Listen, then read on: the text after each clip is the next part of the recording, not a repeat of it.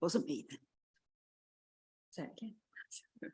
So welcome to the Audit Committee of the 20th of March 2023 to members and officers and visitors in the chamber and members of the public who are able to access this meeting by live stream.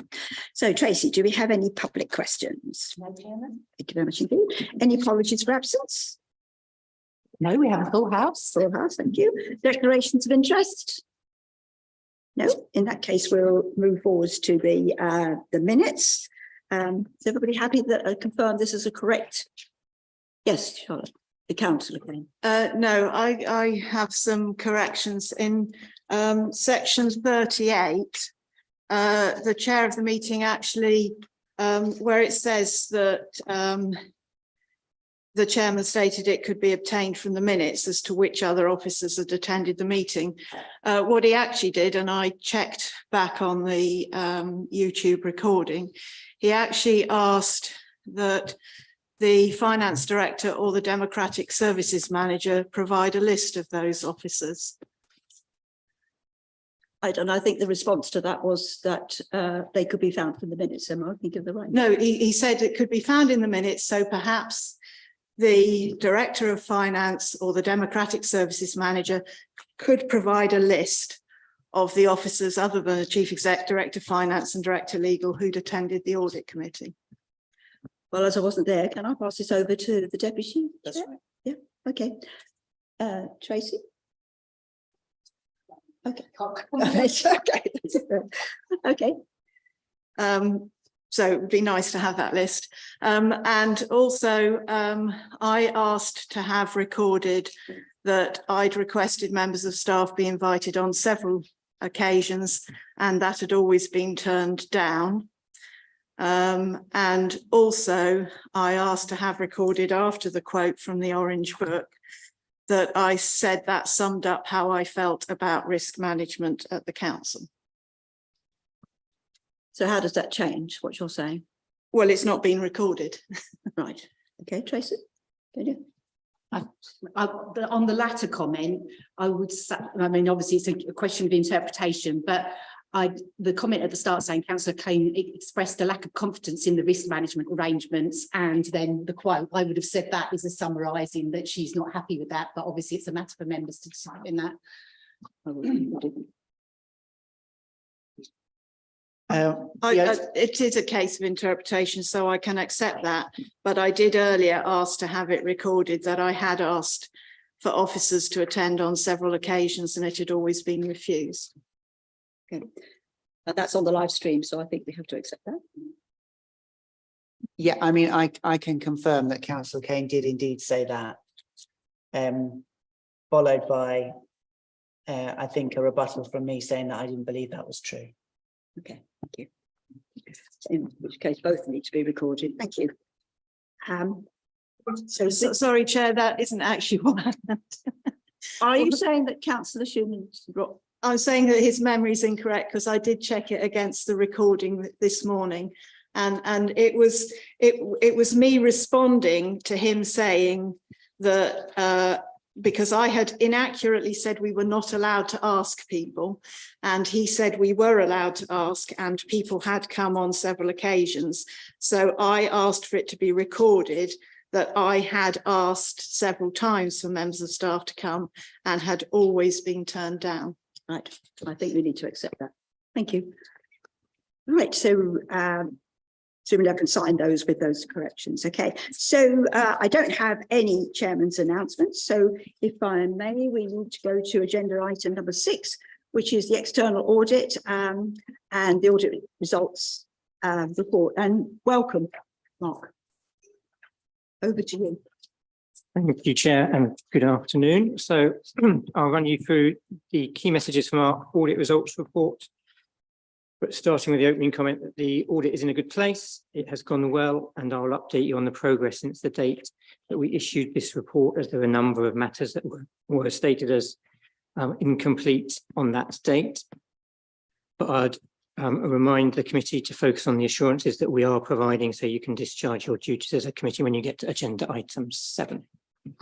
So as a reminder, our materiality level is £0.9 million for the single entity council accounts, and 1.05 million for the group accounts, reporting audit differences to you above £45,000 within the report. So in terms of status of the audit, which is on page 5 onwards, there were the list of items that were still in progress at the time we issued the report. So I'll go through them one by one and provide further updates for you. So in terms of debtors, both short-term and long-term are both complete and there are no issues to report. In terms of creditors, this is in review with Jacob and I at the moment, but there are no issues within it that look like they will cause us significant issues. In terms of cash, we are still outstanding one bank confirmation, but we have issued requests for it and are just waiting for it to arrive. In terms of grant receipts in advance, that is complete. There are no issues to bring to your attention. In terms of property, plant and equipment, splitting this between the asset register transfer and work on valuations. So in terms of the asset register transfer, we've got a couple of issues to resolve in the reconciliation between the new asset register and the accounts. And for valuations, we're down to the last 3 assets where we're looking at the assumptions that are driving the valuations, but there are no issues with the rest of the work that we have carried out in that area. The outstanding assets are 1 traveller's site, 1 car park, and the leisure centre at the Hive. In terms of other disclosures, these are all pretty much complete. The only area to update you as a committee is on the audit fee, which needs now to be changed to match the determined fee that PSAA announced. There are no other matters in that category. In terms of cash flow, we did receive the last response from management yesterday, so need to work through that. In terms of journals, our work is complete and is in review. No matters have been brought to our attention through that work at the present time. In terms of property, plant and equipment, other procedures, that is complete and no matters have been identified. Provisions, that is complete, no matters identified. Grant income, complete, no matters identified. Housing benefits, complete, no matters identified. Related party transactions, we've just got our searches of Companies House for the directors to be completed. There are no other issues to date. Collection fund is complete with no matters to bring to your attention. Group, we have got everything we need from Price Bailey and completed our file review. We're just awaiting updates to the consolidation of those accounts into the group accounts. And then reserves is ongoing because that is a direct link to the outcome of the work on property, plant and equipment as it links through to the valuation reserve there. Going concern is currently in review and we've got 1 item that we need to check with management upon. So all our closing procedures that are listed underneath that we do once we get the revised set of accounts, and we are looking at closing out and signing by the 31st of March.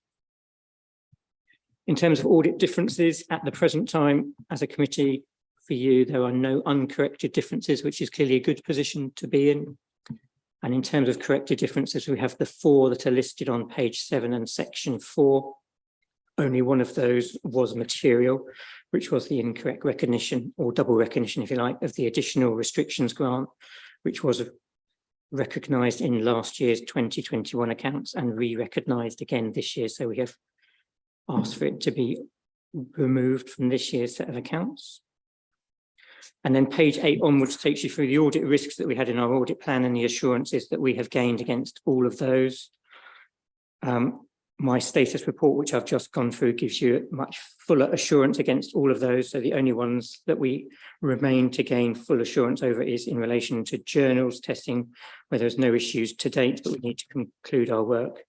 And in property, plant and equipment and valuations, those 3 assets that I mentioned, and the reconciliation of the fixed asset register to the accounts.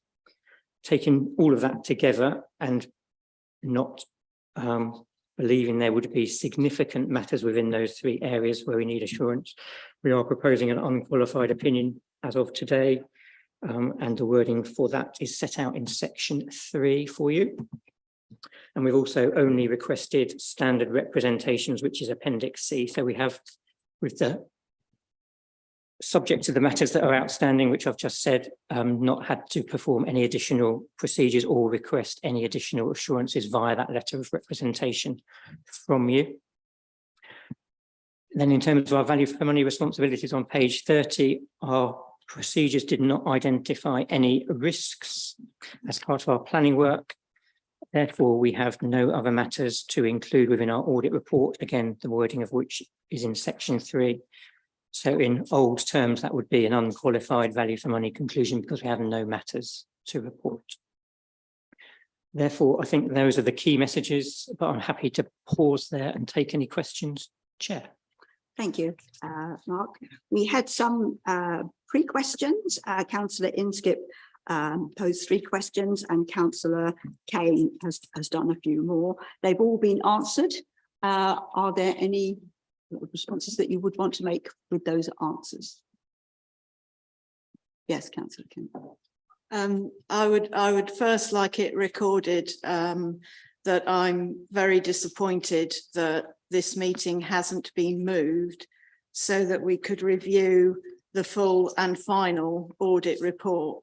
We keep being asked to review a almost finished but not quite finished audit report and to approve statement accounts subject to various things that might happen after the meeting. And I don't think that allows us to do our job properly. So I think this meeting should have been moved until we had a complete report. Moving on to some specifics, I have to say, I'm afraid I found it quite difficult to follow that update. It would have been useful to have something in writing. But did I hear you saying that the fixed asset register was going to have to change, or just that it needed to be reconciled to the accounts? Said we needed to complete our procedure around reconciling it between the fixed asset register and the accounts. And on the group accounts, have you now confirmed that all the consolidation is correct? No, that is the procedure that is outstanding currently. And I'm right in thinking that's an area where we've had problems in past years. There were some consolidation issues last year that we reported, yes.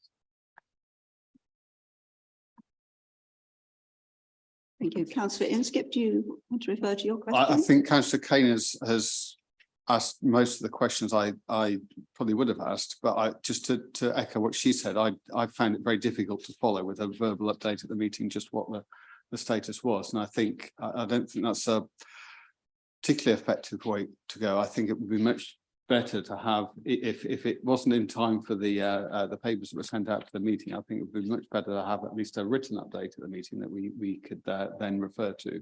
Thank you. Your comments are noted. Any other questions from the floor? Just one moment, Councillor Kane. We were talking to you to your specific questions. Now, if I can open that to the floor, if other questions, has anybody else got any questions? Yes, Councillor Sharp. I mean, I've got no real questions. I mean, looking at the amount of work outstanding now, there's not a great deal from what Mark has said that is due for completion. There's only about 3 items, three or four areas, none of which, apart from the consolidation, seem of materiality. But yeah, it's certainly a lot. We've moved on a lot since the papers were issued. Yeah. Thank you. Councillor Kane. Thank you. I just want to come back on some of the answers I had from the finance director, because my questions went on to say, how have you satisfied yourself that this was a one-off rather than a system error? And the answers appear to suggest that it may indeed be a system error. So the first one was a bank reconciliation item, and because they're usually immaterial, it appears that nobody had looked at it. Well, surely it should be a systematic thing that someone checks that. Similarly, in terms of the 1 million grant that we'd initially recorded twice, the answer I've got is not an answer. It just, well, it is. It says how it happened. They had to reverse it because they had to prove to BEIS that they'd spent it. But that doesn't say how the systems are going to prevent similar problems occurring in the future. If we've got to do something in our accounts in order to be able to report to government, that then unless it's adjusted, will make our accounts wrong. We need a system in place to address that. So I'd like to understand that. I'm also surprised by the answer about the council not completing a SIP for disclosure checklist. Our external auditors have quite clearly said it would be helpful if we did that. And we appear to be saying, nah, we're not going to do it. And I'd like to understand why we're not going to do it.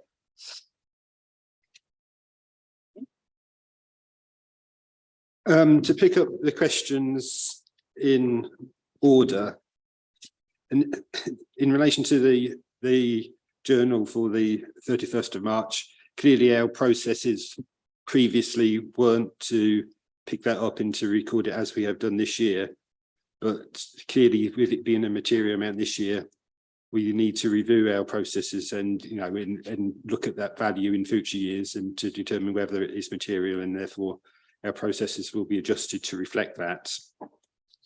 The £1 million grant was in relation to a COVID issue, and so therefore it is a one-off in this year and won't be repeated. And in relation to the SIP for disclosure checklist, the purchase of the disclosure checklist is quite a significant amount of cash for a small authority like ourselves, and we don't believe it adds the value which warrants that type of expenditure when we know from experience what needs to be done as part of the closed down process. Thank you. Yes, Councillor Kane, but our finance officer has answered your question. So can I ask the external auditor why they feel that the SIP for disclosure checklist would be useful, and what perhaps were the issues with this year's accounts, or the year in question, 2020-21, which led them to make that recommendation? So not specifically here, as much as there are significant issues with the preparation of accounts generally. And clearly, if you complete a checklist saying your accounts are complete and you can tick off that they include everything that is meant to be there, or provide a rationale for us as audit evidence of why they're not. It is good audit documentation at the beginning of an audit. Accounts, checklist, easily done.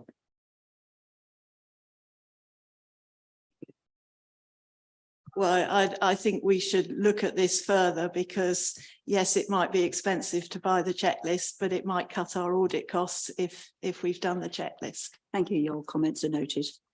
Right, if there are no more questions, I think we can move on to agenda item 7.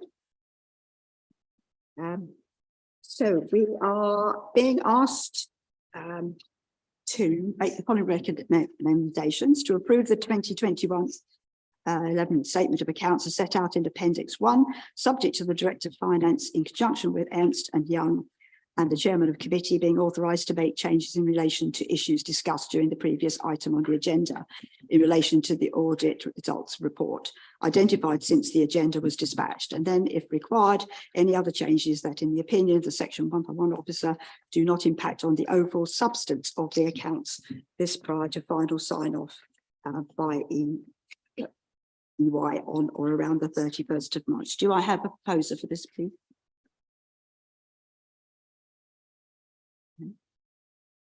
I'm happy to propose it. Right, could I have a seconder, please? Thank you very much indeed. Right, do we have any questions for the report writer, please? Yes, Councillor Kane.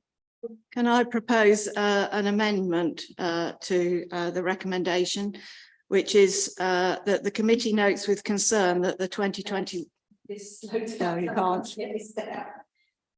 The committee, well, can I read it out first, and then the committee notes with concern that the 2021-22 statement of accounts submitted for approval were a version prepared before the external audit was complete. It therefore resolves that a meeting be arranged for this committee to approve the 2021-22 statement of accounts once the audit is complete and a final version of the accounts is ready for review. that the Director of Finance provides this committee with a timetable to ensure that the external audit of the 2022-23 statement of accounts can be completed before the committee papers are sent out, seeking approval of the statement of accounts, and that if this timetable slips, the committee meeting will be moved so that it can review the post-audit version of the 2022-23 statement of accounts. I think for the chair, this substantially changes the recommendation that we currently have. Could you comment on that, please, Tracy? It is a valid amendment because it is obviously, it's not negating, it is changing. But it is a matter for members then to determine whether it is feasible to achieve that.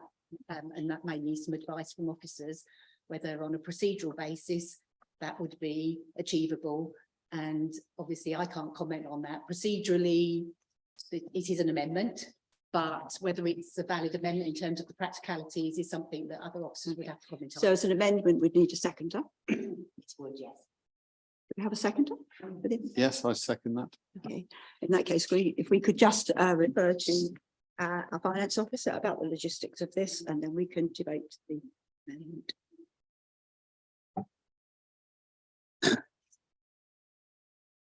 I mean, the process for closing the accounts is always tricky, and to know the exact date when work can be completed is tricky. Historically, this council and many other councils approve their accounts in the way that we are doing today, or you're recommended to do today, in that audit work, as long as nothing substantial is identified after the date of the meeting.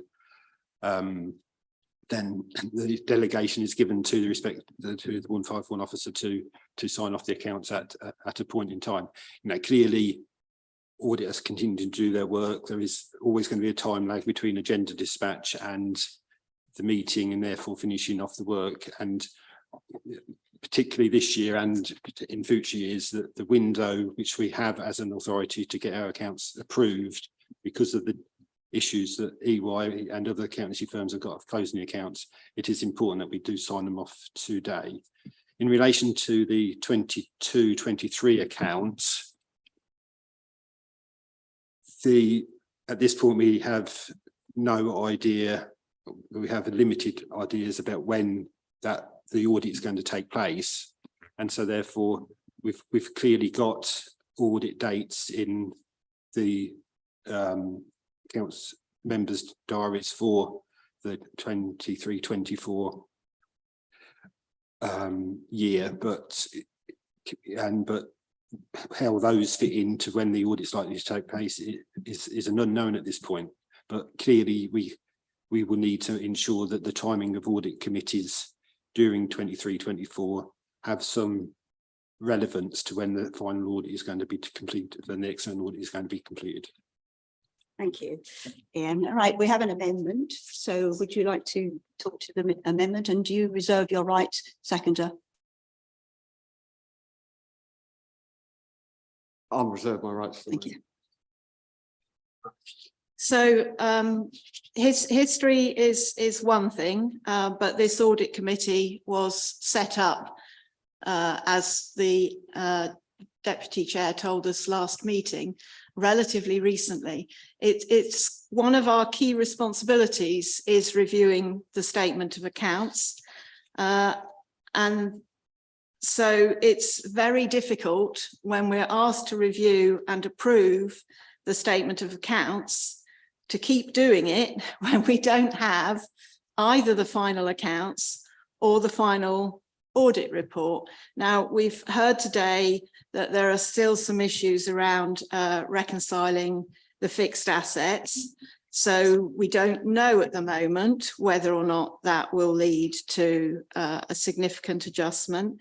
We've also heard that they haven't been able to finish the audit work on the consolidation of the trading companies, which we know has caused significant problems in previous years.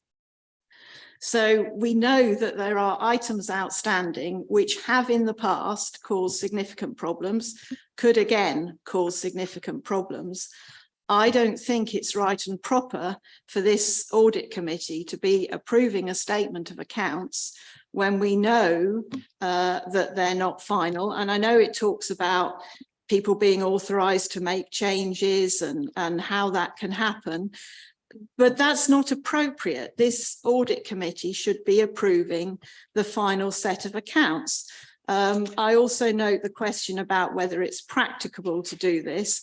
Well, the recommendation as it stands says that the sign off is to be on or around the 31st of March. So yes, it is practical because there isn't an absolute drop dead fixed date. So let's get the full audit report, the full post-audit accounts, and review those and approve them at a future meeting when everything is ready. And let's also plan ahead for next year. It worries me, and I don't know where the problem lies, whether it's with, it doesn't sound like it's with our timetable, it sounds like it's with the external auditors, but we should by now have a date for the 2022-23 audit, and therefore we should have a plan to make sure that all the accounts and the audit papers and the material from the trading company is all in place when that audit starts, and that is all going to be in time for this to be reported properly to one of our scheduled committee meetings. But we all recognise that life is never perfect, all sorts of things happen. So it may be that despite good planning, the timetable slips. But if it does, can we next time move the committee meeting so that we are reviewing the full audit report and the post-audit version of the accounts? I think it would be irresponsible to yet again approve accounts that are not, when the audit has not been completed. So I'm proposing this amendment and I'd like a recorded vote on it, please. Thank you, Councillor Kane. Can I open it to the floor for debate, please? Councillor Sharp. Thank you, Chair. I think we are very close in terms of I was rather pleased with the list of items that have been completed, and I don't accept Councillor Kane's language of irresponsible at all. I look at it's been a difficult couple of years, I think it's best to say, for local authority audits with the audit issues that have been around, and I think we are relatively close, and with the recommendation says, any material items, I think it says, so yeah, I think we should, I don't accept the language of irresponsible. I'm sorry. Thank you. Thank you, Councillor Sharp. Anyone to speak? Anyone else? Okay, we'll go. I'm sorry, you just. I just wanted to ask a point of clarification. Where's the reference to material changes? No, I think that was, we're talking about substance, aren't you? In the recommendation, it's about, sorry, changes in the opinion of the section do not impact on the overall substance. I think that was a slip of the tongue there. But with respect, substance and material is not the same thing. Councillor, if I've got does anybody else wish to speak? Councillor, are you seconding now? Yes. Okay. Yeah. Well, fundamentally, I think Councillor Kane has made the statement already, but we are supposed to be approving the final statement of accounts, as Councillor Sharp has acknowledged. He says, I think we're relatively close. In other words, these aren't the final statement of accounts. We don't know until the work has been completed what changes will arise and whether there are material changes or not. There is time to arrange a meeting when this is done. It seems to be this is one of the fundamental responsibilities of this committee. And if we can't even get to the situation where we as a committee are reviewing this and we're just delegating it to officers, irrespective of what might crop up in the meantime, I don't think we're fulfilling our duty as an audit committee. And therefore, that's why I'm seconding this amendment. It should be relatively easy to organise another meeting when we know that we actually have the final statement of accounts, and then we can, with confidence, know that we're approving the actual statement of accounts rather than something that is relatively close. Thank you, Councillor Inslee. May I just clarify that should anything change the substance of the report, there would be an extraordinary meeting that we could pull together if that was necessary, which I suspect not. Yeah, I mean, the recommendation is very clear that if anything of substance does materialise, then I use a section 151, so hasn't got the authority to approve. So exactly what we'd have to do at that point isn't obviously written into the recommendation, but clear there would need to be some sort of approval moving at some point in the future. Yeah. No. Well, I'm I'd want sorry, to understand what substance is. So if we could give a definition of something that isn't substance and is substance, that would be very helpful. Otherwise, we're voting on a recommendation that we don't understand. I'm not sure providing a specific definition is simple. Clearly, the recommendation is, in my opinion, so it's difficult to put a specific value on that because a value is different in different circumstances depending on the overall magnitude of the quantum. So it's difficult to put a sort of a value or anything on that. I mean, clearly we've got the materiality values from EY, but in clearly they will be a guide for us. But it's more clearly the recommendation is to do with my opinion as your section 151 officer. From my perspective, it's a matter of trust in your section 151 officer.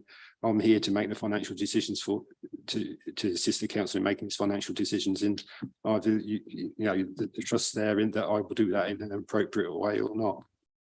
Are you not the person who, as an officer, who has been? Councillor Skip, this is not a conversation. I think it's important that we did discuss this topic properly and understand this rather than just going to the vote, Chair. I think the officer, It's a responsible way to the behave. officer has explained the situation. And I would now like to go to the vote on the amendment, please. Yes. I'm sorry, Chair, I'm still not clear what this term substance means. So perhaps since you're going to be the person consulted, you can tell us what your understanding of substance is. I will be guided by my finance officer on that, and of course our external auditor. So I think we need to go to the vote. But now, your please. finance officer has sort of said himself he can't define what substance is. And we're delegating to him, and isn't the finance officer, from an officer point It's of view, not just the who's being finance audited? officer, it's also the external auditor and myself. So may we go to the vote, please, on the amendment? So those in favour of the amendment, this is a recorded vote, I believe.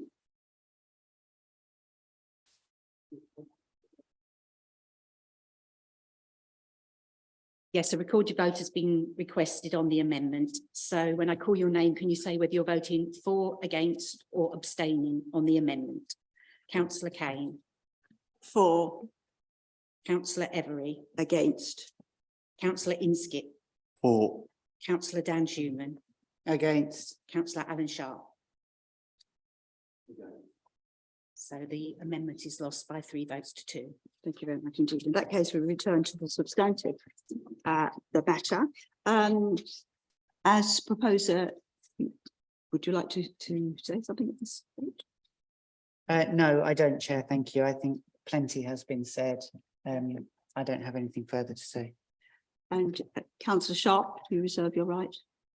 Okay, so we go to the debate. Yes, Councillor Kane.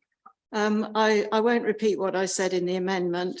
I think it's very unfortunate that this refers to substance, which is a term that we cannot get a definition of. And therefore it's meaningless. Effectively, what we're doing is saying that we're delegating whatever the accounts say, because it's a matter for the section 151 officer to decide whether it has an overall impact of substance on the accounts. So I think it's a very poor recommendation. It also doesn't do anything about improving the situation for next year so that we do get this in a timely way next year. So we're basically just saying, well, we're happy just to not do our job as an audit committee. I find it deeply disappointing, and I'm afraid I will repeat, deeply irresponsible. And I would like a recorded vote on this as well, please. Thank you. Any other speakers on this before we go to the seconder? Yes, Just to say that sorry, point of order you're going to come up with, aren't you? Because you didn't speak at the beginning, so you can't do speak now. That's right. That's right. So, okay. Any other speakers? And in that case, we go to the seconder, and you have the right to sum up, Councillor Schumann. Me, yeah, Seconder, sorry, yeah. yeah. Thank you, sure. Yes, I don't want to say too, I think we've sort of said what most of what has been around this. There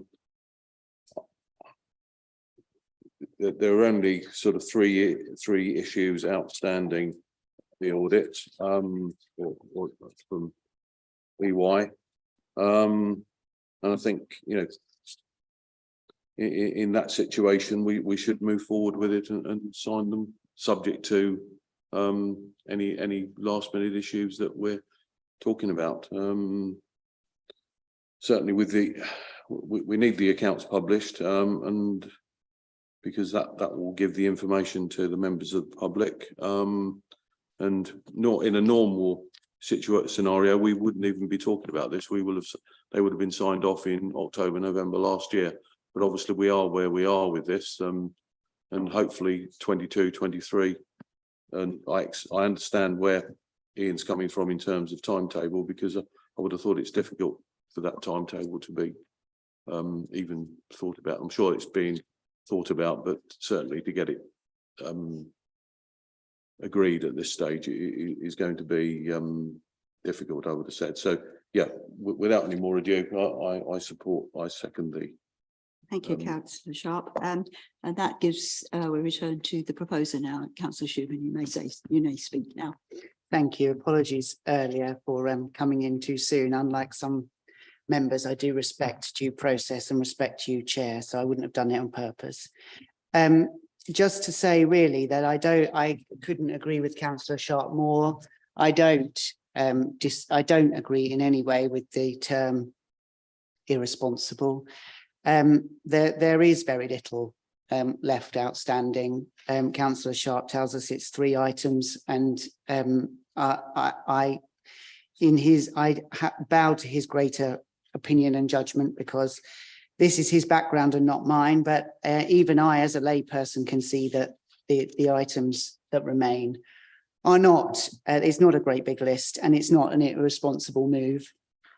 I would just like to say also that much has been made of the term substance, and that it isn't defined. But actually, I think that in itself is a matter of opinion, because if you look at the recommendation, it says any other changes that, in the opinion of the Section 151 officer, do not impact on the overall substance of the accounts, i.e. substance will be defined in the opinion of the 151 officer according to the very unique and individual circumstances of each case. And I think that takes me back to a comment very validly made by our finance director, which is that on some level, we have to trust the professionals, we have to trust our officers. And there is always an element of trust. And being a Section 151 officer is no small undertaking. There is a huge responsibility and weight on the shoulders of that person. It's one of the few positions that is statutory for a council to have. And so therefore, I can't believe that our finance director would take it lightly in any way, or mislead us in any way, or guide us down the wrong path in any way. And therefore, I am happy to place that trust in him. So I'm happy to support the recommendation as it stands, Chairman, and I think we should just move on. Thank you very much. Can we move on to the vote, please? We're voting for Yes, we're voting for the recommendations as That's outlined in the officer's report. Yeah. So when I call your name, can you say whether you're voting for, against, or abstaining on the motion? Councillor Kane. A well-known auditor once said, "In God I trust and everyone else I audit." Sorry, councillor Kane, is that, Against. that's not a vote, is it? Against. Thank you. Councillor Every, For. councillor Inskip, Against. councillor Schumann, For. councillor Sharp. For. So the motion is carried by 3 votes. to 2. Okay. Thank you very much indeed. So now if we can move on to, oh, sorry. So now if we could move on to item number 8, which is the internal audit progress report. And the job for us is to note the progress made by the internal audit in the delivery of the audit plan and the key findings, and to welcome Rachel. Thank you, Chair. So this is the latest update on the delivery of this year's internal audit plan. So I'll just take members briefly through the update report. So since the last committee meeting, we had finalised a further 4 audit reports from the audit plan. So these are summarised in section 2.3 of the report, as usual in the appendix. Just running briefly through those reports. The first related to the annual audit of the payroll system. So this is obviously looking at the financial controls around the processing of payroll payments, looking at new starters and leavers, and the key controls around ensuring that payments are timely and accurate in relation to all of these different elements. So based on sample testing that was performed as part of the audit and review of the processes and procedures, we were able to give a substantial assurance opinion over the control environment. The sample testing didn't highlight any issues in relation to new starters or leavers or changes such as market supplements, etc. With the exception, as members will note, of the extra responsibility allowance, which is noted in the report as an area where the policy was not consistently applied in practice. So overall, we've given a substantial assurance opinion for the control environment and a good assurance opinion for compliance on that basis. The second was in relation to treasury management. So again, the key findings are set out within the report, but essentially we've confirmed that the treasury management strategy, procedure notes, the treasury guidance notes in place are consistent with the relevant guidance that's in place from SIPFA and from government in that we'd expect to see in terms of that regulatory framework. Sample testing also confirmed consistent compliance with those controls in practice in relation to samples of investments, for example, and reconciliations. So we had no issues to highlight in terms of compliance or design of controls in those areas, and hence a substantial assurance opinion for both and a minor organisational risk overall. The next report was in relation to performance management. So here we were looking around the council's framework for managing performance since this has been reinstated following the pandemic. So we've looked at the process for approval of the service delivery plans and the key performance indicators essentially that are built into those, looking at making sure that those are smart, measurable, relevant, etc., and that they're supported by relevant raw data. So we looked at a sample of these and didn't highlight any significant issues in relation to those key areas. What we have done, however, is made some recommendations around how this process could be further improved, further developed, to make sure that performance management is as robust as possible, and that it gives members a well-rounded picture of performance across the authority. So we've made some recommendations around that, and we've also essentially made a recommendation around developing a method for developing and recording how we set targets as well. And we've given an example of a template that we've seen in use at another local authority to try and help the council along the way in developing something similar, if that would be helpful. It just means that we get those smart objectives and we have that audit trail that supports each of those recommendations as well. So overall, we've given a good assurance opinion in terms of the control environment and a satisfactory assurance opinion for compliance and a minor organisational risk overall. And the last report was in relation to staff claims. So here we were looking at claims from staff that had been paid in relation to things like overtime payments, but also things for expenses and mileage claims as well. So overall, we were able to confirm that there were processes in place for the processing of these to make sure that they were processed in a timely manner with the payroll. Looked at a sample of all the different types of claims.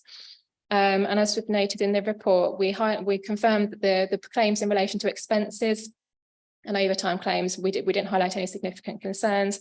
However, we have made some recommendations around the processing of claims for mileage, both in relation to home to work mileage and also the application of the essential car user scheme, and ensuring that the correct mileage rate is paid for those that are on the scheme. Those are the key findings on the audit, as has been noted, and obviously action plans and recommendations have been agreed in relation to those. And based on those findings, we gave a satisfactory assurance opinion for the design and compliance. Because of the value that we're looking at in terms of total claims, we've only given a minor organisational risk, but obviously there's a number of areas there with recommendations to take forward. So at the time of producing this report, we had finalised all of those reports, as I say, and we had 3 audits which remained to be completed. And as the committee be aware, we work towards the end of March to make sure we have over 90% of your audits out in draft report stage or more by the end of March. And we remain on track with that for 2 of those audits. The asset management audit and the procurement audit are in advanced stages. The asset management one draft report is being produced today, and procurement is well underway as well. So we look to be meeting that target. The audit in relation to cybersecurity then remains the only audit that has not been completed. During the planning for this audit, it was noted that an IT health check had recently taken place, which indicated a number of critical and high priority issues. Whilst a lot of progress has been made in reducing those and closing those down, a number of those critical issues remained open at the time of audit planning. So that really puts me in a difficult position in terms of giving an audit opinion on, sorry, I've got a cough, on cybersecurity until those actions have been fully completed. So on that basis, we have been given assurance that the vulnerabilities will be addressed by the start of June. This will enable the submission for the public sector network compliance to be made. And then that will enable me to give an assurance opinion on cybersecurity at that point. Hence, that work will continue into the new financial year. Also within the report is an update on the implementation of audit recommendations. So that's on page 11, as usual in the normal table, sets out the implementation rates of 4 actions completed since the last progress report and 6 actions which remained overdue at the time of producing this report. Of those, any that fell into the medium priority category and over 3 months overdue are reported as usual for members on table 3, page 12 onwards. And I think that's a run through of the report, Chair. So I'm happy to take any questions. Thank you. Thank you, Rachel. Well, if we can go to the pre-questions. So Councillor Inskip, you're first on the list. Are you happy with the results, with the answers to the So yeah, I've got a few questions of clarification. So are we saying on the ERA payments that the policy has now been updated to reflect the practice? That's correct. Okay, on the next question, if I understood correctly, we had some sort of mileage claims that where the employee was including the or not deducting the home to their sort of permanent workplace mileage. And that's why I asked about the HMRC rules, because that isn't eligible for tax relief. So are we confident that we've adjusted or that we've handled the tax liability correctly there, where payments have been made for home to workplace, where that effectively isn't eligible for tax relief? Because certainly the audit report reads that the policy is unclear on that aspect.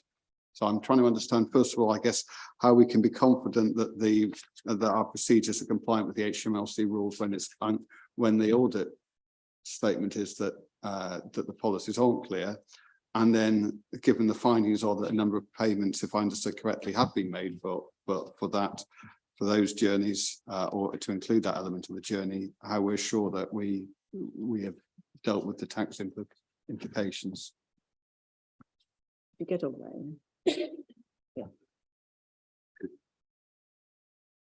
relation to your question, the answer which is provided is from our HR manager, and she'll know the rules between mileage and HMRC far better than I will. So,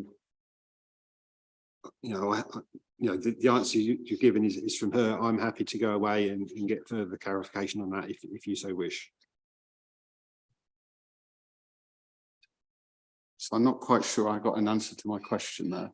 The finance officer said you would go away to the HR officer just to clarify this if you wished him to do that, because it's her responsibility. But I asked the question because the policy, it says, was unclear on the on whether, wasn't clear on whether a home to. I'm sorry, workplace- Councillor Inskip, I can't hear you. I don't know where I was going. So I asked the question on whether, so if I go back to the what it says in the report here, it states, I'll find it right. The council's procedures do not make any Can you reference. say which page you're on for us? Page 6. The council's procedures, policies and procedures do not make any reference to deduction or calculation of home to work mileage. And it says it's recommended that this is reviewed to ensure a clear, consistent policy and compliance with related tax implications. I've got, so on my computer here, I've got the relevant HMRC guidance that says, what they term as ordinary commuting, which is between your home and any or any other place that's not your workplace, and the permanent workplace is not eligible for tax relief. That seems to be inconsistent with the answer that we've been given. I think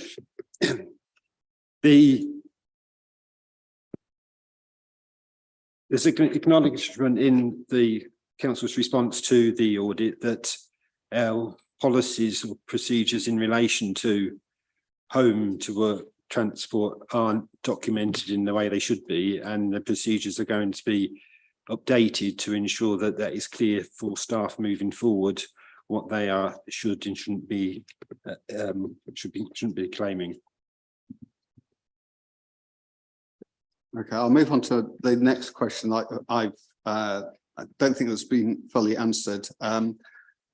So I asked what the current forecast date for the approval of the ICT strategy service plan, which had an implementation date of the 31st of July 2022. And the answer is that work is due to commence in April, but that doesn't give me any idea of, do we expect the work to finish in April or later? And if so, later, how much later? So I was asking about approval, as in when the work is complete, not when the work starts.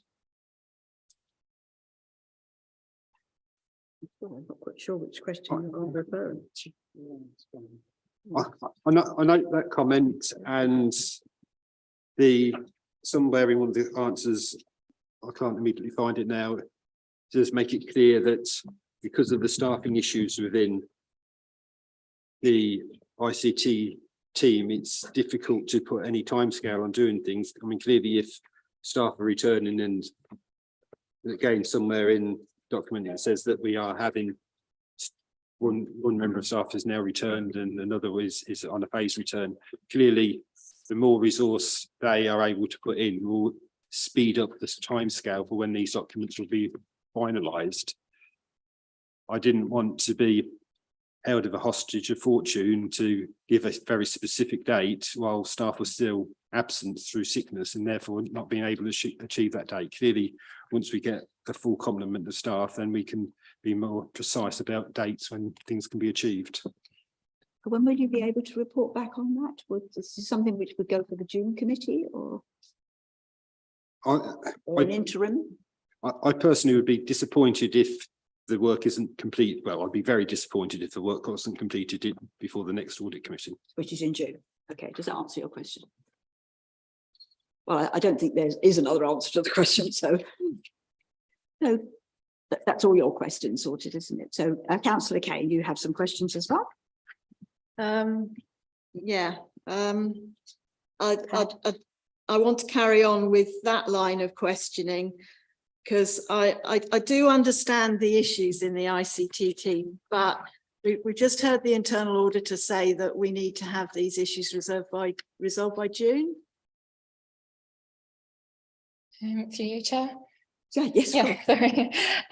So that was in relation to the outcomes of the IT health check that's been completed, which identified a number of critical and high priority vulnerabilities, which, whilst those remain open, I would not really be in a position to give an assurance on cybersecurity. Obviously, alongside that, there is the implementation of all of the audit recommendations, including this one as well. And as I would hope that we can continue to follow those up. Hopefully we can conclude those actions in the meantime. So then if PSN compliance is granted in June as planned, I will then be in a position to give an assurance opinion overall on cybersecurity. So just to differentiate between those two. Okay, so the things that we're discussing don't absolutely have to be finished by June, but there's some other things that we're not discussing that do have to be finished by June. So I'm really seriously concerned, because I asked if there had been a timetable in place when we first asked questions, and I was told no, there wasn't. It would appear there still isn't a timetable. Now I absolutely get that they're short-staffed. This is one of the questions we've been asking for some time. Is there sufficient capacity? ICT is really crucial. It's crucial to how we deliver our services. It's crucial to how we run the HR side of things. It's crucial to how we manage our data, how we make sure that safeguarding is right, that finances is right.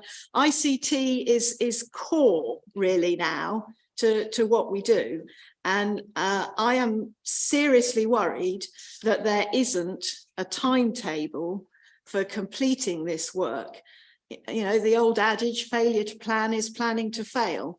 There needs to be a timetable, and obviously things can go wrong, but if you have a timetable, then you know what you're trying to do. And when you discover that somebody is off sick or whatever, you think, oh, that's going to impact on this. What shall I do to mitigate that? Without a timetable, things just happen, and we get to June and July and we may or may not have completed it. Hopefully we will have done. Hopefully, is that really enough? I think there should be a timetable, and I would like to ask that we be given a timetable after this meeting for how the things that need to be completed by June are going to be completed, and the things that are long overdue will be completed in good time before our next meeting. On a similar subject, I think we ought to be clear what we mean by completed. We're told that the public register has been updated because all the officers concerned have said it has, but nobody's checked that it has. And I don't understand why we haven't done that. I see in answer to my question about have the overpayments on expenses been corrected, the answer is yes, which is good. But what I would like to ask is, have we looked at the rest of the expenses? Because obviously internal audit only looked at a sample. Have we looked at the rest of expenses to see if similar errors have been made by other people? Can I just pick up one point? First of all, I think I'm right in thinking that the long-term sick that we had been experiencing has now gone, and that we have a member of staff who's coming on back on a phased program, and therefore you're confident that the capacity that you have now, which you didn't have before, will enable this ICT implementation to take place and be finished by June.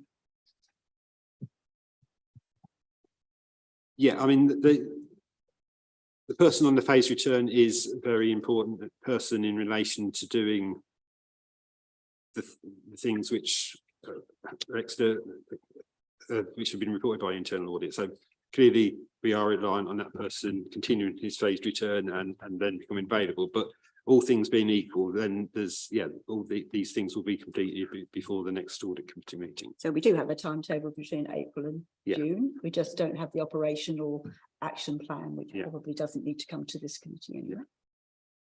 Right, can we move on? I asked if we checked other expenses claims other than the ones that were in the internal audit sample.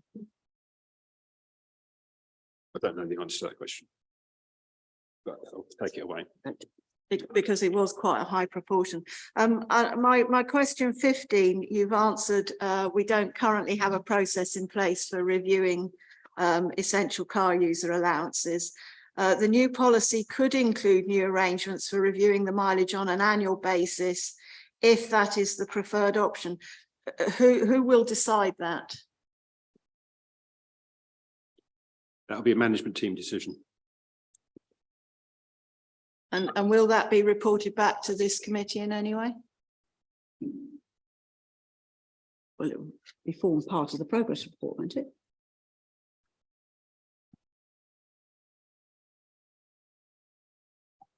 If committee wanted it to be come back to here, then that can be something which we could do. Right, any more questions? What's the point? Yes, yes, good point here, my colleague. Is it a policy decision, in which case it will go through policy decision rather than come to here? No. Okay. Right, any more questions of Rachel? No, I'm sorry, Councillor Sharp. Okay, that's right. You had some opportunity to ask your questions. Yes, it's just a question that's occurred to me after the comments were made about the delay in the cybersecurity audit, and I'll have some comments to say on that later. I think this is a question to not to the auditor, but to our finance officer with his IT hat on. Is that I think we've previously been told in audits that the let's say the completion rate of training on cybersecurity has been low. Do we know what that is like now amongst staff and members? Do we have 100% compliance or near 100% compliance?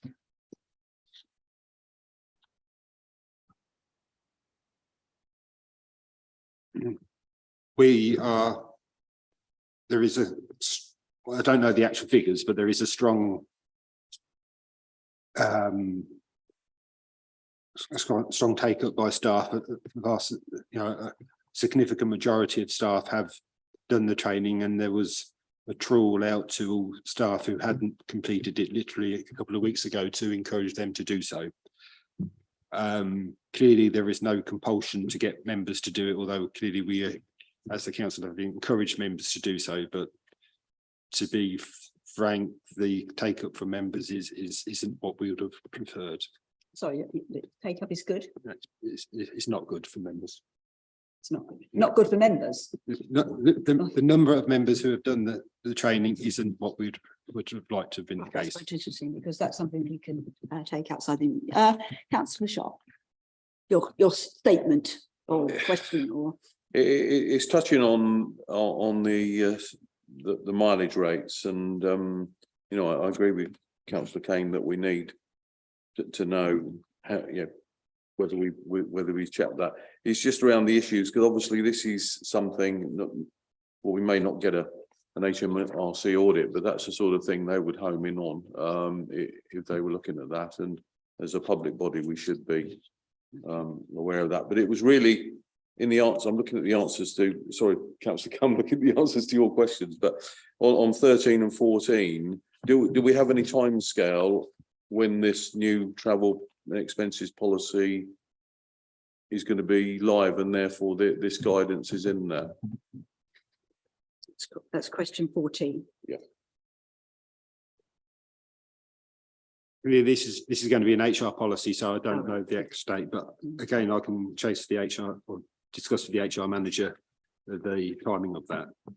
yeah, I think it's something we should, I would hope it's relatively easy to correct in the policy and just add a few lines to, and then obviously Thank you. send it round to staff and reiterate that you know, the home to work is not allowed, because that would, obviously, if we pay that is taxable. But I might have stolen your thunder, Rachel, sorry.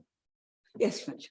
I was just going to comment on that, Chair, that I can just confirm from the audit report and the action plan that's been agreed that the timeframe for this that's been set is December. Okay. To have that We do. updated and published on the Thank you. intranet, due to the need for consultation with Unison. Thank you very much. Councillor. Sorry, sorry, I missed that date there. December. December. Okay. Councillor Schumann. I only had a question to ask, if I may, Yes, of you do. our Director Legal. I'm just struggling to understand when this policy is created, this whatever it's going to be called, mileage policy, whatever it's going to be called, presumably it will be drafted by, I think we're told by Director of Finance, it's a management decision, so it'll be drafted by the management team. What happens after that? What's the process for that policy to become adopted by the council? If it's a formal policy, obviously, as Rachel's alluded to, it will need to be, there'll need to be consultation with Unison. I'm looking at Rachel just for nod or yeah. And then if it's a formal policy, I would imagine it would have to go to Finance and Assets Committee. And I'm also looking at, because that they have overall, they look at policies for HR, but that's if it's just a policy. If it's guidance, then it doesn't need to go through the formal process. It can just be think signed that off answers by your the question, doesn't management team. Right, I think we've given Rachel enough questions now, and this is only for noting. So thank you very much indeed, Rachel. And that we move on to agenda item 9, and this is. I'm sorry.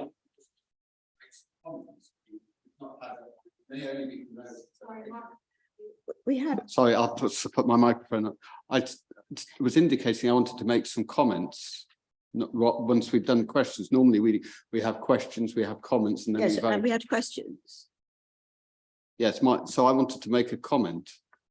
Right, well, can you make it really quickly, because we. Well, I think it's an noted the important report. comment, and it's a concern about what we've heard about the inability or the delays in signing off the cybersecurity audit. I understand the staffing issues is in IT, but this is a really important issue, particularly as we come up to election time. So for election time, there's specific guidance from the NCSC, the National Cybersecurity Centre, and it talks about a number of risks. So it says the election process voting and the count is manual, but there are still a number of cybersecurity risks. One example it gives is around denial of service attacks, and it talks about how that can be brought at key moments for deadlines on election information and on things like applying for postal votes. Now, I don't know if we're vulnerable to that, but I do know a couple of weekends ago, our planning site was down, and I asked what the problem was there, and I was told there was a lot of traffic from outside of the UK, which sounds to me like that could well be a denial of service I think attack. you're just making a statement. We can move this to the ICT report that we've got later, because if you're just making a statement, there is no response to that, is there? I think I'm raising a serious concern here about how long it's taking to close out and address these. But that's, These we have a issues. report. Well, okay, I'm happy to hold my comments And until we we'll- get to that we'll- specific report. Okay, so we're now going to the internal audit charter and strategy, and the recommendation is that the committee approves the internal audit charter and strategy. Do I have a proposer, please? Happy to propose, Chair. And a seconder? Thank you very much indeed. You reserve your rights, Councillor Schumann. Thank you. Okay, thank you. Again, it's you, Rachel. Thank you. And I just need to reiterate, we had at the last meeting, you asked us for input into this, didn't you? So That's the That's next the next item. one, That's right, the next okay, one. fine. Yeah. Okay. Always So this welcome is any just- input on this one as All the well. names on but- everything. But this is just an annual review, an annual That's it, agreement. isn't it? correct. Yeah, okay, thank you, sorry. Yes, no problem. Thank you, Chair. So as mentioned, so this is the annual review of the Internal Audit Charter and Strategy. So this is a standard document that comes to the Audit Committee for annual review and approval in line with the public sector internal audit standards. Essentially, since the last time that the committee reviewed this document, all I've tried to do really is to make it a little bit more user friendly. So we've got the executive summary, which sets out those key messages from the Internal Audit Charter in terms of our mission, our rights of access, in terms of performing our audits to make sure that we have access to any system, document, individual that we need to be able to conduct our work with unfettered and to give a full assurance opinion. And obviously there isn't a great deal of wiggle room in terms of the content, because we do have to align all of our practices with the public sector internal audit standards. So this document is based on those, and obviously sets out the various ethics arrangements and things as well around how we deliver our work. So the main thing I wanted to draw the committee's attention to in terms of changes since the last committee meeting, since the last time the charter was approved, is my proposed amendments to the assurance opinions, which are provided in Appendix A on page 16 of the Internal Audit Charter. So members of the committee will obviously be familiar with from my last progress report that with the current mid-range assurance opinion is of satisfactory under our current charter and strategy. Personally, I inherited those assurance opinions, and we've obviously remained with them whilst we were under the previous shared service. Now that we are a new service and we're obviously reviewing our processes, personally, I prefer moderate to satisfactory, because I feel that satisfactory can be read into a little bit too much, because I think it could be taken to being acceptable in some way or sufficient, which actually, when we give that mid-range assurance, there are issues in terms of the controls, and we do make sometimes high priority recommendations. So for me, moderate doesn't have that same emotive or interpretation that a satisfactory has. So what I'm proposing is to remove satisfactory and replace that with moderate for both the control environment and the compliance assurance opinions. I have also reviewed the definitions against all of the assurance opinions, because I wanted to base it more around the systems of internal control, and also to link it more with risk management methodology around high and medium risk, and those terms that are more familiar to readers of the reports. So those updated assurance opinions are provided on page 16 of the appendix. We've also reviewed the organisational impact, which was previously, members may recall, major, moderate or minor. Again, just trying to align with more standard risk management methodologies and terminology. I've amended that to high, medium and low, because I just think it means a little bit more to people than the previous ratings. And that will align with my assurance opinions for other councils as well within our group.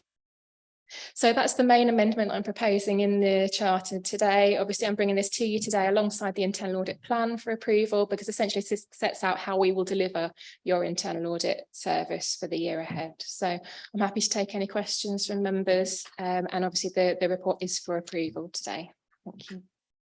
Councillor Inskip. Not so much a question as a comment that it makes a lot of sense just to have high, medium and low, because that's generally what people use. So I think that's good terminology, and I absolutely like the change from satisfactory assurance to moderate assurance, because I think satisfactory did lead to people potentially drawing the wrong conclusion. Yeah. So a couple of very good changes. Thank you, Councillor Inskip. That's good. I agree. Are you going to speak to it now? I was just going to say ditto. Okay. Actually, no, I agree with what Councillor Inskip said there. I think satisfactory, moderate is much more meaningful than, if I hear satisfactory, I think, well, it's okay, and I think this is good. Yeah, we are being asked to approve this. So, Councillor Sharp, do you want to? If there are no other questions, sorry, Councillor Kane, I didn't see that. Yeah, I'd like to support those comments, in particular moving satisfactory to moderate. I think will be very helpful, because committee members will remember I have several times said that I think we're being complacent in our views because we think something's satisfactory. So I much prefer moderate. And then I have a question about the high, medium and low, which again, I think are better terminologies. And that is when you're looking at the organisational impact, are you looking at just financial impact or reputational as well? To you, Chair. So in terms of risks, we would be looking at any type of risk. So this could be, for example, safeguarding would be a massive one for me. If we were looking at a safeguarding audit, there's not necessarily a financial implication, but it would be a high risk if we had some gaps. Likewise, it could be reputational risk, it could be financial. We'd obviously consider it depending on the nature of the audit area and the types of risks that are exposed as part of that. Are we all in it?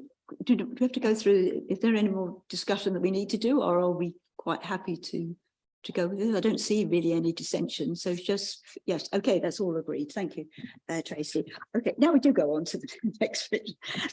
So this is the internal audit plan, and this is where this is again, you, Rachel, but this is where you spoke to us quite extensively at a previous meeting, asking for our views and what we would like to see included. So if you'd like to speak to that, we again being asked to approve the internal audit plan for 2023-2024, and that the committee approves delegation to the finance director in consultation with the chair of the audit committee to approve amendments to the internal audit plan, which are reported twice a year here anyway. So do I have anybody to propose that? Yes, happy to propose, Chairman. You. And the seconder? Second. I'll say.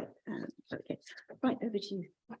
Thank you, Chair. So just to talk the committee briefly through the report. So as you say, I did talk briefly around the audit planning process at a previous meeting in order to consult the committee, and I've also consulted with corporate management team. I've obviously reviewed risk registers and other sources of assurance that are available. I've also reviewed things like performance reporting, and obviously as part of our wider shared service and our knowledge of local government, we've also conducted a lot of horizon scanning around areas that we need to provide assurance on over the next year. So the audit plan has been developed and is brought to the committee today for formal review to enable us to make a start on your audits for you on the 1st of April. The plan obviously sets out the assurance assignments, and within that I've tried to set out what assurance we'll be looking for from each of those reviews as well, to give the committee a little bit more insight into that. And I've also coordinated each of them with risk entries from your strategic risk register and the council's corporate objectives. So I'd also just mention that in the report, we obviously talk about some of the areas around how the internal audit is delivered, obviously pulling on some of the earlier items in the internal audit charter. But within that, based on the resourcing and the ethical sign-offs from staff in terms of their acceptance of those ethical standards and declarations, I just take the opportunity to confirm to the committee my team's independence to be able to undertake those audits over the next 12 months, and there's no issues to report there. So in terms of the internal audit plan, members of the committee might recognise that it's slightly different format to plans that have been approved by this committee previously. I wanted to try and make sure that you have a modern risk-based internal audit plan, as I said, with a little bit more detail around the reason for including each of those assignments as well, and what we're looking to deliver from each of those. In previous years, this committee has reviewed a 2-year internal audit plan. This is now a 1-year internal audit plan. It really is more in line with modern internal audit service and standards to really keep risk-based internal audit plans under constant review. So multiple year audit plans are not generally seen now. So what I've tried to do is make sure we're really focusing on key risk areas and not just looking at doing standard tick box cyclical audits on a 2-yearly basis. So we're focusing in on the year. But what I have tried to do in obviously what we would previously had was an indicative plan for the next year. As part of the development of this year's audit plan, any of the areas that we've identified that I was considering for including on the plan, I have provided as table 2, which is essentially a reserve list of some of the other areas that could have been included. And I've also proposed the action if we don't amend the audit plan in year and look to add these in, how we would seek to get those assurances over those areas in the meantime. Just to note, I'm conscious that the committee did approve that 2-year plan, so I didn't want those plans that were in that as potential indicators for 23-24 to be lost. So I've made sure that those are included in the reserve list if they were not included in the plan, to have that continuity for the committee. So just briefly going through the audit plan, I don't intend to go through it line by line, but you obviously at the start have your real-time assurance work, which we introduced in the last 12 months on the rolling risk reviews.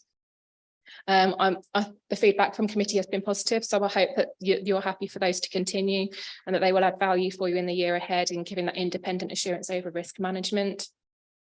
So that's the first line in the plan. We obviously then have your key financial controls, which includes budgetary control, and a reference there to the SIP for Financial Management Code to follow up on some of those areas in terms of budgetary control.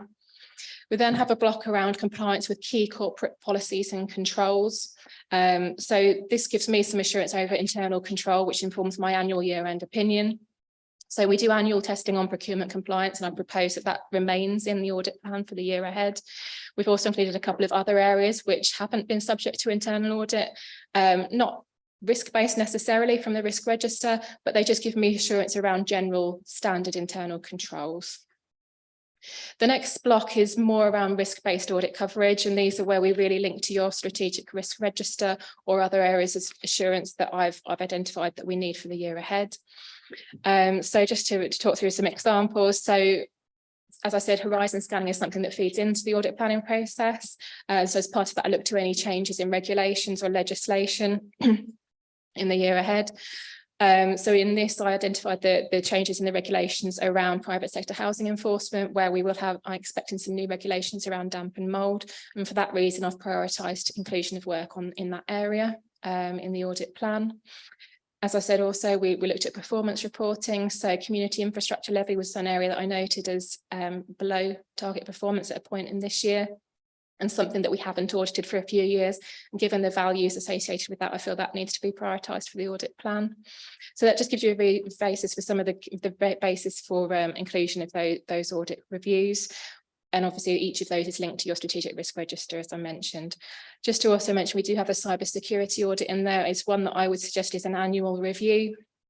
As I've mentioned already today, we are having to roll into the new year some of the cybersecurity work from the current financial year, and we will just make sure that we roll that together and obviously provide some assurance. It enables us to give more of an evidenced review over the whole financial year in that area.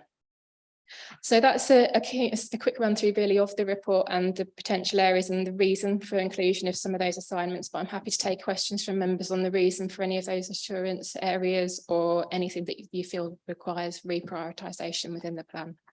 Thank you. Thank you, Rachel, for a very, very thorough report, as always. Any questions? Councillor Kane.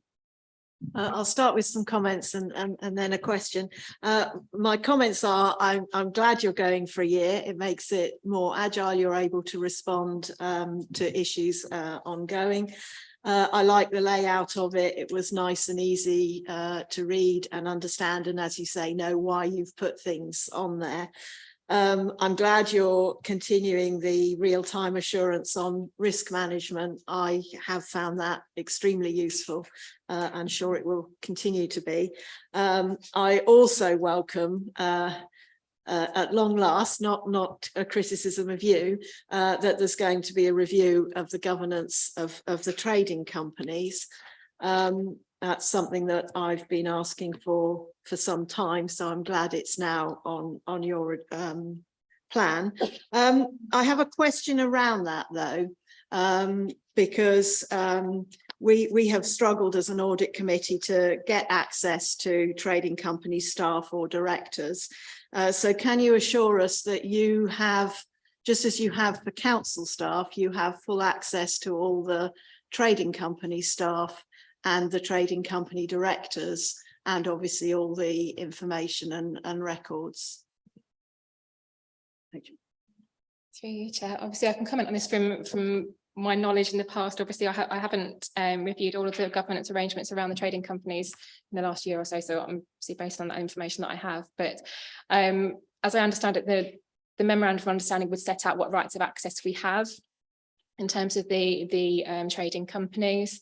They do have, I understand they are expected to provide their own audit services. They have their own auditors.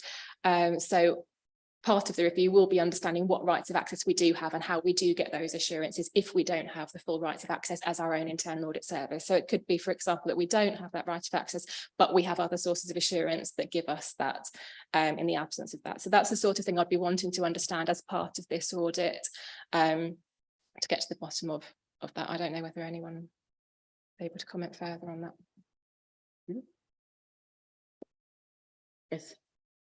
I'd just like to come back on that, Chair, and say that I would hope that this audit committee would give full support to the internal auditor for any access to records or people that she feels she needs. They are, after all, our wholly owned subsidiary. So regardless of what the memorandum and things say, we can require it. And I think as an audit committee, we should be very clear that we will support the internal auditor in access to whatever she deems necessary, or whoever. Any more questions, Rachel? Wow. That's right. So actually, so Dan, did you want to come in on that? And No, thank you. Very thorough as always, Rachel. Thank Yeah. you. any debate we want on this? You want a second? I second it. Yeah, I just wanted to touch on that. You know, I would hope that, and I'm sure she would come back to this committee if she didn't, that Rachel gets the access she needs to everything. But I agree. Yeah. Obviously, she needs the access on the trading company as well. Yeah. But I'm Nothing sure noted you'll shout if you weren't getting the information and access you needed. Rachel. I would hope so anyway. Yes, just to feedback on that, Chair, just to reiterate, obviously you've had the internal audit charter today, and within that it does specify that if there is any limitation on the scope of my audits, and I feel that's affected my ability to give an assurance opinion on any of the reviews, I would flag that directly to the audit committee. Thank you. That's the assurance we needed from us all, I think. So do we need to go to the vote, or can we just move on? I think we could just move on. Thank you very much indeed, Rachel, for the three lengthy reports that you've given us, and I've enjoyed working with you. So thank you very much indeed. So we're on agenda item number 11, which is I see audit progress update, which is for noting. I just wanted to say actually that Ian and I just discussed that it was important that it was Ian who came to report to the audit committee as the line manager of the ICT department. Ian. Yeah, this report is from me as the director responsible for ICT.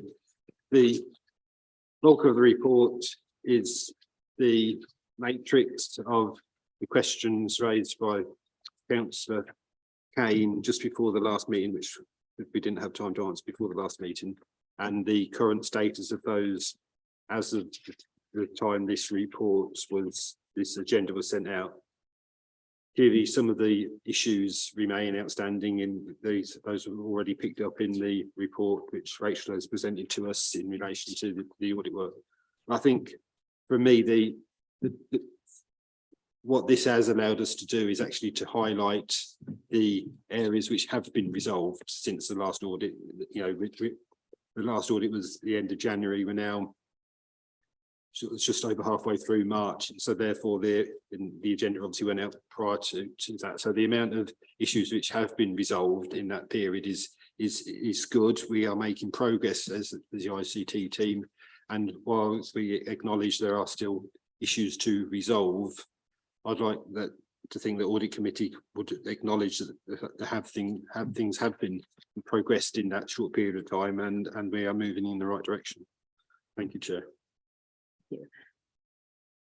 I'm waiting for your question, Councillor Skip, because you. Well,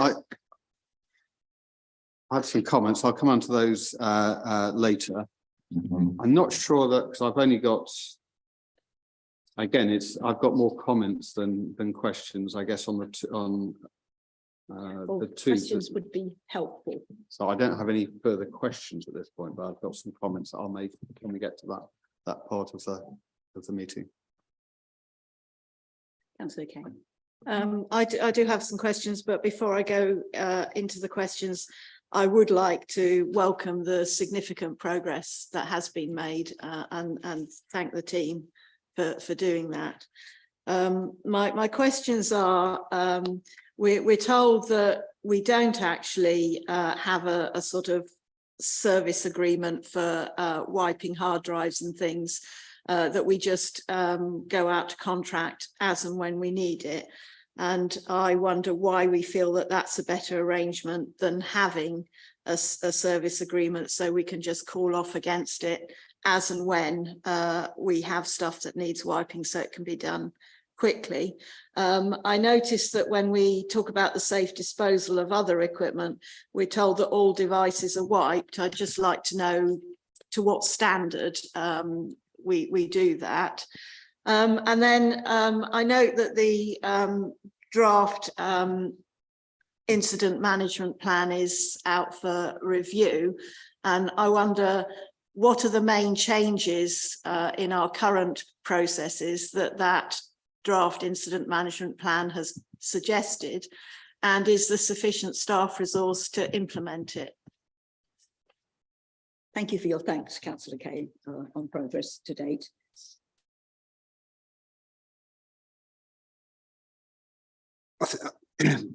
I think we're, I appreciate your comments equally about the progress being made. I think in relation to the tendering for disposal of discs and indeed other ICT materials, I think the view is that in many ways it's as broad as it's long. You can have a call-off contract, or you can simply go out for tender for prices at a time when you feel you've got enough discs to dispose of. And the view of the team is it's as easy to do the latter than the former, and so therefore that's the decision that's made. We obviously recently went out to get a quote for the disposal of discs, which obviously took place at the end of last month, and that price came in significantly better than we was anticipating it to be. So that was good. In obviously by doing that spot buying, you have the opportunity, if an individual company has a bit of capacity they can use, rather than having an overall contract which you may not have that opportunity. In relation to the incident management situation, clearly that's still in its final stages of, well, it's being reviewed and all the rest of it, and I will be looking at that before the end of the month. So it's difficult for me to say at this point, as I haven't obviously seen it at this point, what changes will be made to it, but I believe that once this is drafted, this will be a comprehensive thing for the team to work through and manage moving forward, and subject to, obviously we've talked about resources in the ICT team, but assuming those are the team is fully staffed, then I have every confidence that the team will have resource to manage it moving forward.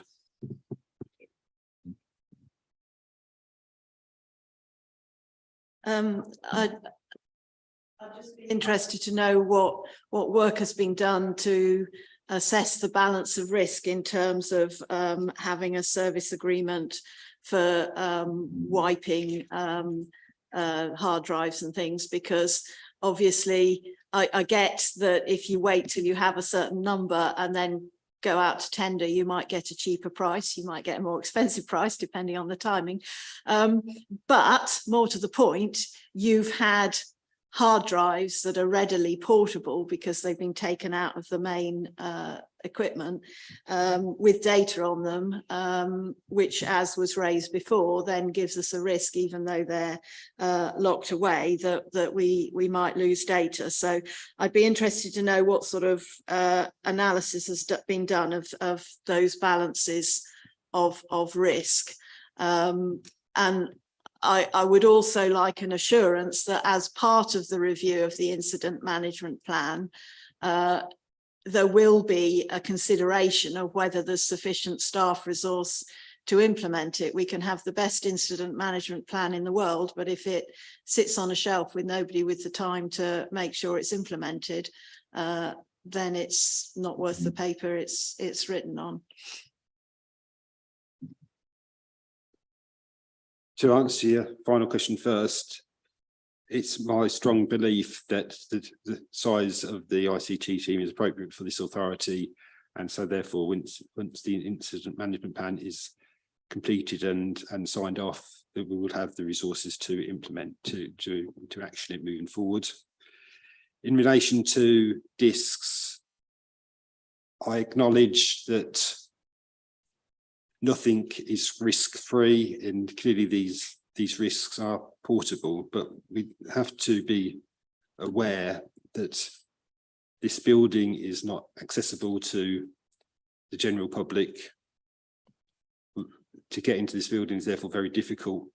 Discs are then behind a further locked door within this building, and so therefore I consider the risk of these being stolen in any way very small, and so therefore I believe what we've got in place now is perfectly adequate. That's okay. I think our finance officer has answered that question. No, because we have again this phrase, it's my belief that. This audit committee is meant to have evidence and clarity. Belief is great, but it's not sufficient. If we've got an incident management plan, we need to know that we have sufficient resource to implement it. So all I'm asking is that as part of the review, there will be a process to consider the resourcing of that plan. The answer to that is yes. The answer to that is yes. Any more questions? Councillor Inskip, are you going to bring up the election issues? That you were Well, I've got a talking about? number Was of that- comments. That the last one, I think Councillor Kane has already made, that I do have, that's continuing concern. It's good to know that we're seeing that the staff absence problem appears to be resolving it, or it's starting to be resolved. But I do have a continuing concern about whether we are adequately staffed. I also have a concern about the action that I asked a question about public folders. I'd thought as a minimum we would have done some sample testing to make sure that that the action had been done as expected, rather than just relying on service heads confirming that they've done that. The biggest concern I have, yes, I'll get back to what I was saying earlier, was the slow response that we seem to have around cyber security, and in particular, we're at a period now where the NCSC is identifying particular risks in the run-up to elections. I talked about denial of service attacks. I haven't had confirmed whether that was the problem with the planning website or not. But clearly there was something that stopped the availability of that, and clearly we do have. Excuse me a moment, I just need to, I'm sorry, I didn't notice that Ian was I was watching you, so sorry, Ian was trying to. Sorry, I just wanted to say we are clearly in a public meeting here, so we need to be careful what we say about cyber security. That's what I wanted to say. Well, we know that I think the issue that concerns me is that there are a number of publicly, then NCSC makes a number of recommendations around risks and identified risks, and we need to look at whether we're identifying those properly. So are we doing enough on denial of service attacks? The other key thing they mention is phishing and spear phishing, which the most important thing there is to make sure that users are trained and aware of what they need to do to avoid that. Obviously, there are other mitigations you can take, but I just feel that. Councillor Inskip, if I may say, I think you've voiced your concerns, and I think in terms of the sensitivity that has been outlined by the finance officer, this is something that should be taken outside this meeting. Well, if we don't think we can voice these concerns in the No, public no, in terms meeting, of the then, sensitivity of what it is you're saying in terms of. well, I think as cyber. members of the audit committee, we should be able to raise these concerns. So if we can't do that in We public. could raise session- them, but we are in a public forum at the moment. Yes, so if we can't raise those in a public forum, can we do that in a confidential session? Well, I think it just needs to be taken outside this meeting. I don't think we should discuss this in an open meeting.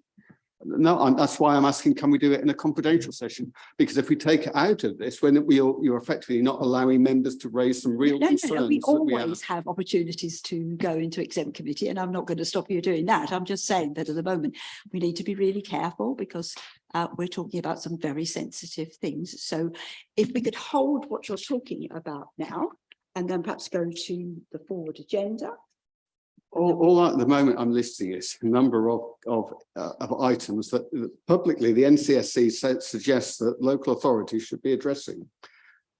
That's all I'm doing at the moment. Okay, well, If we want to are talk, we- then are we addressing those issues? And then we don't need to go into exempt. I'll leave it there. I've raised my concerns. Okay, thank you very much indeed. Okay, yes, Councillor Kane. Yes, I have a concern. I don't wish to take away from what I said earlier about welcoming progress. But one of the things I asked for at the last meeting, and the chair of that meeting indicated that it would be in this paper, and it isn't, is a timetable for how these issues are going to be resolved with milestones so that we can progress it.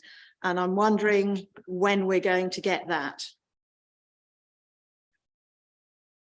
That's the April to June, isn't it? I mean, I think with great respect to Councillor Cannon, we have discussed that already. Yeah. A number of these things are going to be done by the end of this month, where in other things we've said they will be done in advance of the next committee meeting. Okay. Yes, Councillor Kane. That's not a timetable, and it doesn't have milestones. I mean, it's an aspiration, and it's a good aspiration, but it's not a timetable, and it doesn't have milestones. I think we spoke last, when we were talking about this earlier, that it was April to June, and that this would be an operational issue rather than coming to the audit committee. We are looking at whether the structures are in place. That's our job. Yes. So, Chair, I believe we haven't moved a recommendation to this paper, so I would like to move that we note the report and ask for an update at the next meeting, and that if everything isn't completed by then, we have a timetable with milestones for the completion. That's fine. Okay, that's absolutely fine, Councillor Kane. Thank you very much. Okay, if there's nothing else. We've noted the report. Thank you very much indeed, and we move on to the forward agenda, which again is for noting, but there might be some issues that might need to go on there during that time.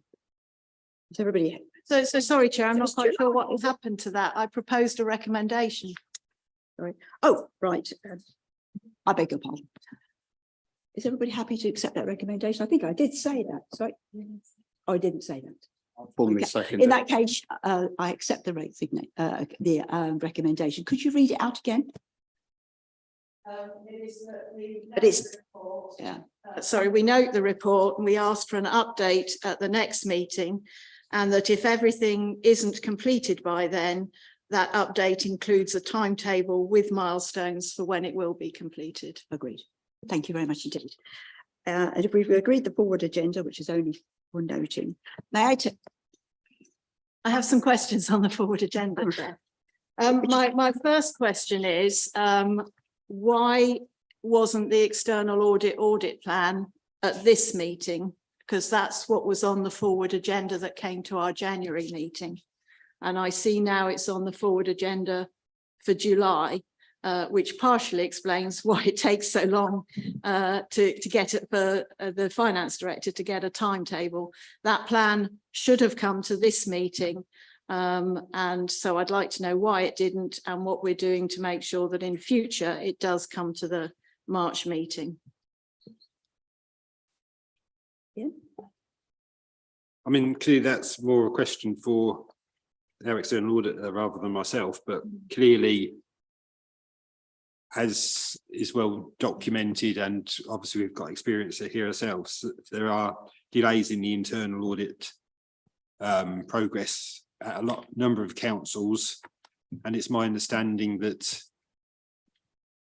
EY will be putting in resource in the early part of the 23-24 financial year to resolve the backlog of audits rather than starting new audits. And so the timescales for the new audits, i.e. the audits of the 22-23 accounts, are likely to be delayed, but the exact timescale for that isn't available at this point. So this is about the commitment of our external auditors over which we have no control, is that right?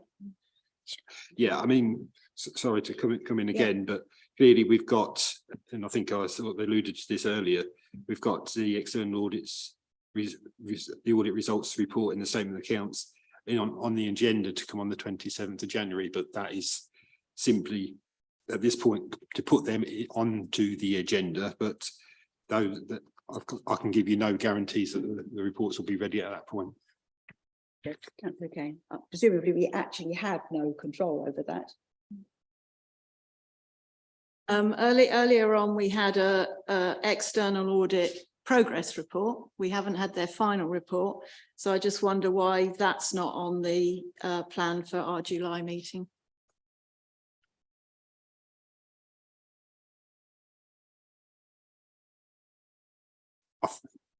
Again, it's more a question for EY rather than myself, but my understanding is that their report presented today plus the verbal update is what they would expect to provide.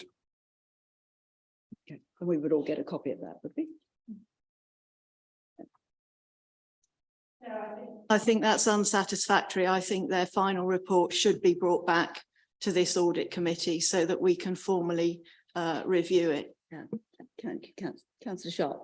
I would agree with Councillor Kane, even if it's just for noting. We would all expect to receive by email the final report when EY have signed the accounts, but even if it's just for public record or the next committee meeting, I think it should come back. I would expect it to be just of noting because hopefully the audit could have been finished, etc., etc. So, but yeah, I would agree with that. Okay. Yes. There's a couple of other things. I went on a very useful training course, and thank you to the finance director for booking it for me. It was a SIPFA training course for audit committee members, and it was extremely useful, and I can thoroughly recommend it. I don't know if it would be cheaper to get it in for all of us than each of us go on it, but I can thoroughly recommend it. Anyway, several things came out of that training. One of them was that we should be, as an audit committee, doing an annual review using the SIPFA template of how we've operated as an audit committee, what we've achieved, what we've managed to change, and that we should report on that to council. So I'd like to suggest that we have that on the July agenda. The other thing that they were very, very clear about was that where the statement of accounts is falling behind schedule, which they did confirm is the case for pretty much everyone because it's a wider problem. It's not an issue for this council per se, but where there is a delay to approving the statement of accounts, there is no reason not to approve the annual governance statement to the published timetable. And in fact, it would be best practice to do so. So I would like to suggest that the annual governance statement should come to the July meeting. I will leave that with you, Ian, to discuss. In referring to your first point, if you remember, I did do one of the effectives toolkits and sent it round. I didn't get any response from anybody as to whether they agreed with it, didn't agree with it, but that piece of work has been done. I know it's not now up to date probably, and I think there was some discussion that we would bring an annual report to the full council. The next full council has been cancelled. since you did that review, the government has issued revised guidance and made it very clear that although it hasn't found parliamentary time to make that statutory, it does expect local authorities to follow it. And that is all included in the current SIPFA checklist. Yeah. So I think we should do it again from scratch. I also feel we should do it in the committee meeting, because it's something the public have the right to hear the discussion of. I don't feel it's something we should do behind closed doors. I think if you remember, we felt that it was important that that report was started so that people could make comments rather than starting from a blank sheet. And I think that I will quite happy to send it round again and get people's comments, because I didn't receive any comments the first time round. I think we should use the new SIPFA checklist because it reflects the new guidance, which, as I say, the government has made clear. If it had parliamentary time, it would be statutory. So it expects us to follow it. So I think we should use the new SIPFA checklist and start from scratch. Something for the new audit committee to deal with then after the election, perhaps. Right. But it should be on the forward agenda. Yes, yeah, And the annual Yes. governance statement. yes. Just to add into that, Chair, I'm happy, I obviously have a copy of the latest SIPFA guidance that was issued towards the end of last year. I'm happy to circulate a copy of that. That would If be that would very be helpful. Yeah. And I have delivered training on it to other audit committees as That's well. right. So And I'd be more actually than happy taking to- up your point, Councillor Cambridge, I think is a really good one, that actually that training that you went on will be something which would be really good for the next audit committee to actually do as part of its induction. And I think if we could put that down, but if you can send that round, then I can have a look at that, we can have a look at what we sent round in the first place in terms of effectiveness and see how close or not it is to the final document and amend accordingly. Right, and we can put it on the agenda. Right, I think that's it. So before we go, I'd just like to say a huge thank you to my fellow members and the staff and officers for working so hard on this audit committee. I haven't always agreed with each other, but nevertheless, we have started to work as a real audit committee. And I thank you all for contributing to that. And also like to thank our external internal auditors for the work that they do to support us in this process. Thank you very much.